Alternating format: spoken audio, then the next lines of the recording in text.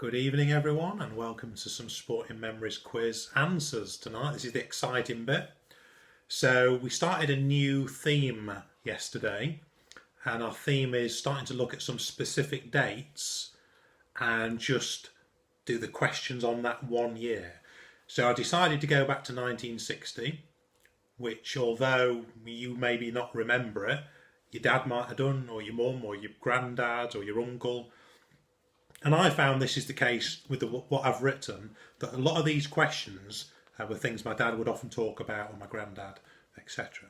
So I'll read through the questions, give the answer, and any background to it as well. So question number 1 on the 1960s sports memory quiz was, in June of 60, who became the first heavyweight to regain a lost world title? And the answer for this one was Floyd Patterson of the US, Floyd Patterson. He was at 21. He was the youngest in history to win a title. He won the gold at the 52 games in Helsinki, and he defeated Ingemar Johansson, the Swede. Patterson delivered a merciless left hook to the head of Johansson halfway through the fifth. At the return bout, it knocked him out and administered the first defeat to the Swede in his 23-fight career. So he was no odd and sod, was he? So Floyd Patterson, he's number 1. Number 2, in July 60, which solo Atlantic sailor sailed into the New York in Gypsy Moth 2, setting a new record of 40 days for the crossing? And this was Francis Chichester. Do you remember that name? I think he became a Sir, didn't he? He circumnavigated the globe later on, late in the 60s, I believe. Knighted by the Queen for that. He had to battle with all sorts on his crossing to New York. Hurricane winds, he said, and all sorts. So Francis Chichester for number 2. Number 3, in what city were the Summer Games of 1960 held? And they were in the city of, it was Rome. Rome was 1960. Held at the height of the summer. A lot of medical opinion said it'd be way too hot, don't hold them. But they went ahead, successful games, and it was the first Olympics to get full TV saturation, so coverage worldwide to a global audience for the first ever Olympics.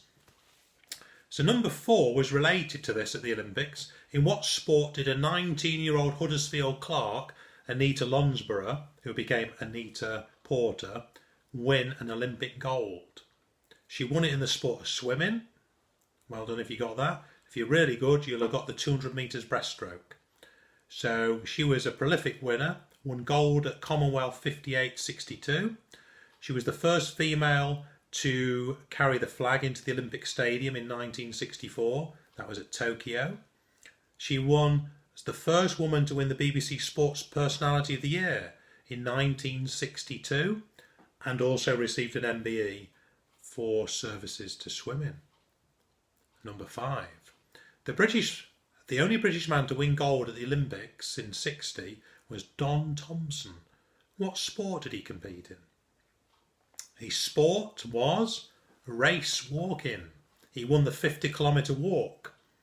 So he practiced at home to compete in the heat of Rome by exercising in a steam-filled bathroom with the heating turned up, wearing a thick tracksuit.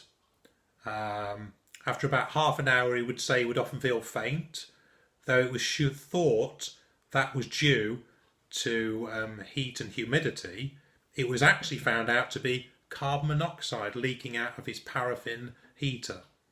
So he was obviously training, during the winter months where he needed a paraffin heater, etc. So it was good it was found, wasn't it? So that's number 5. Race walk for number 5. Number 6. The FA Cup final, May 60, was won by a team who won 3-0 against Blackburn Rovers, who was the winner. Wolverhampton Wanderers were the winners that year. The game was broadcast live on the BBC. It was commentated by Kenneth Wolstenholme. They only used 4 cameras for the entire broadcast. Wolstenholme described the game as the white shirt final due to the breathless heat in Wembley that day, which led to most of the spectators taking off their jackets to reveal white shirts. Why were they all wearing jackets? Because in those days, people went to an FA Cup final in the Sunday best. So that meant jacket, white shirt. Hence the white shirt final. People didn't wear replica football tops as they do now. Number 7. In 1960, the Ballon d'Or was won by Luis Suarez. No, not that one, a different one.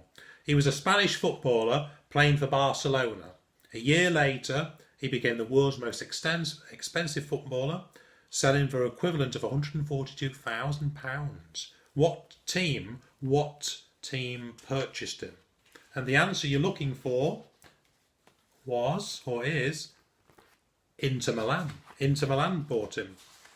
So he was at Barcelona till 1961, Milan from 61 till 70, and then he ended up at Sampdoria from 70 to 73. Number 8, tennis. At the first Grand Slam tennis tournament of the year in Brisbane, Australia, which famous players went on to win the male singles and the female singles title? 2 famous names. The male one was Rod Laver, and the female was a Margaret Smith, who became, of course, Margaret Court. We both know their names. Rod Laver, he won numerous Grand Slams, 3 Australians, 2 French, 4 Wimbledons, 2 US.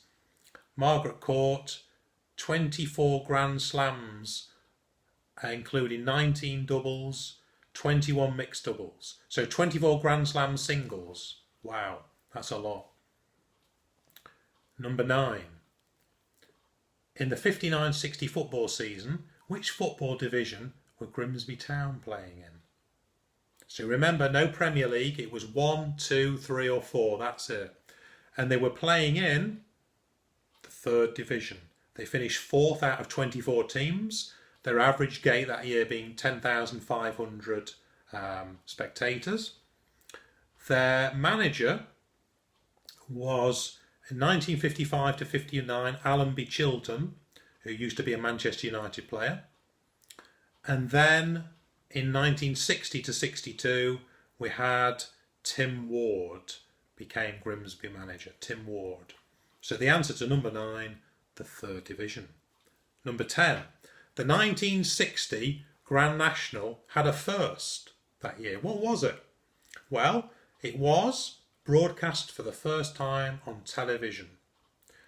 In the studio we had David Coleman, and at Aintree doing the commentary we had Peter O'Sullivan doing the first of his 37 televised Grand Nationals. 37. That's a heck of a lot.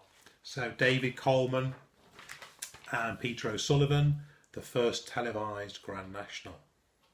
Number 11. Which golf legend won the Masters and US Open in 1960, nicknamed the King, which of course was Arnold Palmer? Well done. The first superstar in golf of the television age. Palmer, Nicklaus and Gary Player were probably the 3 big ones of golf in the 1960s when you look at what they won. Amazing. So Arnold Palmer is number 11. Number 12. 1960 saw the Winter Olympics take place in February. What was the location of the games? So if you got the United States of America, I'll give you it. You got it right. If you're really good, you'll get Squaw Valley, California. Squaw Valley, California, the United States of America.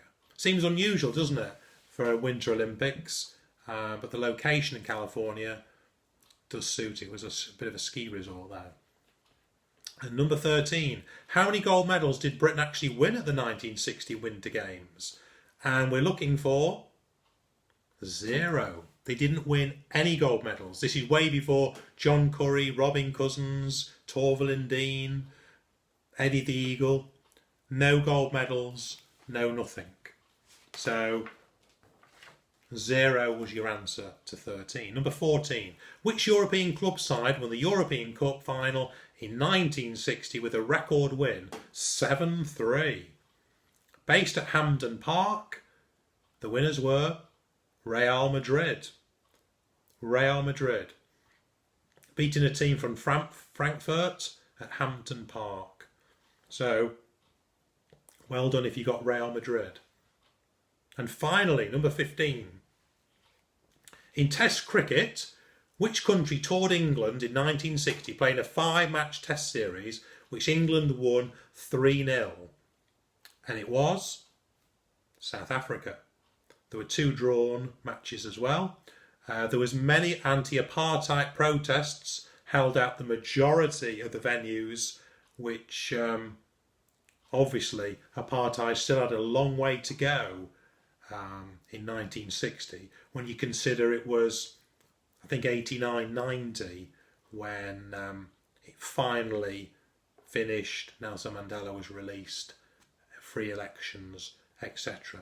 So the answer to number 15, South Africa. So I hope you've enjoyed that. I appreciate that we're maybe a little bit tougher today. So even if you only had a go and you just listened to the answers, hopefully that stirred a few memories. Maybe some of the memories that you as a child or that your dad or your granddad talked to you about, particularly in terms of broadcasting. Some quite interesting answers there, isn't there? So next time we'll look at a different year. So until then, see you again. Bye-bye.